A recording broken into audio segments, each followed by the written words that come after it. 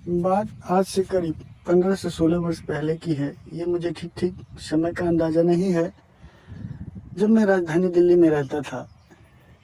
एक समय की बात है, मेरे लोग काम पर समय से नहीं आए थे।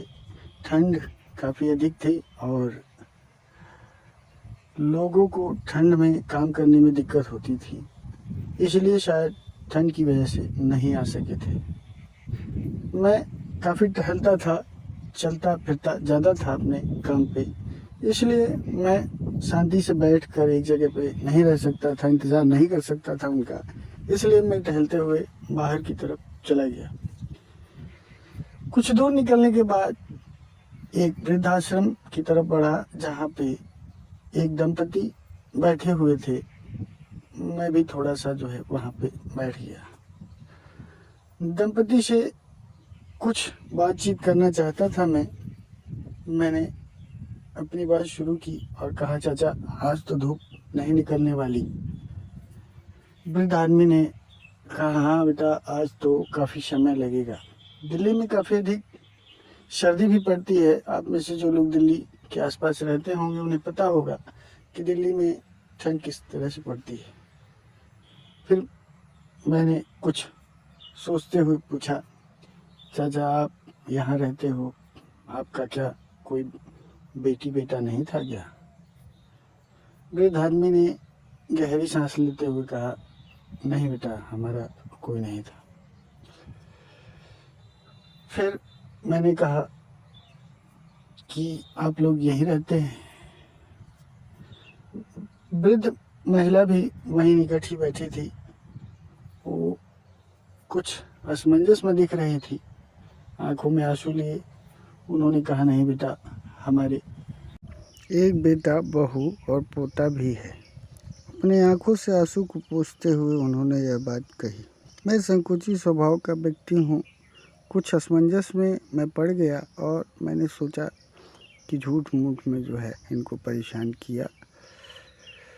मैं कुछ समय तक चुप रहा।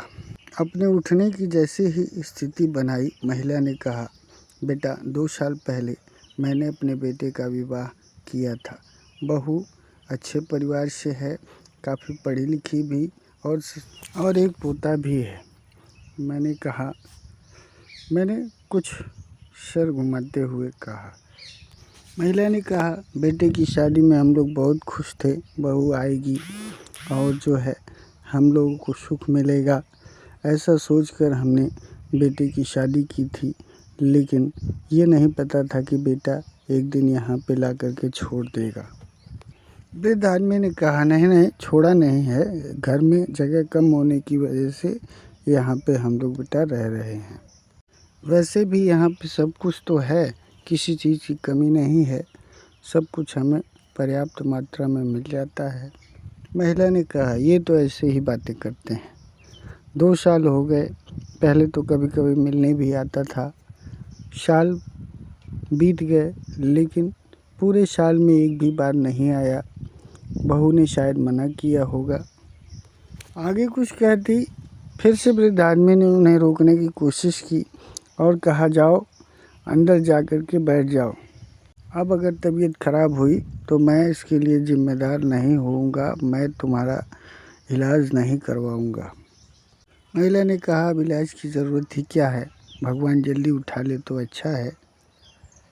फिर महिला ने भरे हुए स्वर से कहा, बेटा पोते की बहुत याद आती है। एक बार अगर ला कर के मुझे दिखा देता तो कोई बुरा नहीं था। बहू भी आकर के मिल सकती थी, बेटा भी मिल सकता था, लेकिन कोई साल के अंदर कोई भी मिलने नहीं आया। भगवान ऐसी औलाद किसी को ना दे।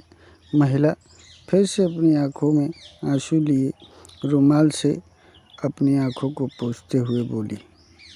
मैंने वृद्ध व्यक्ति की तरफ देखा, वह सिर को झुकाए बैठे, कुछ अब नहीं बोल रहे थे। मैंने महिला से पूछा, आंटी क्या मैं आपकी कुछ मदद कर सकता हूँ? महिला ने बोला, नहीं बेटा हम लोग बहुत ठीक से हैं, बस यही है कि परिवार की याद आती है।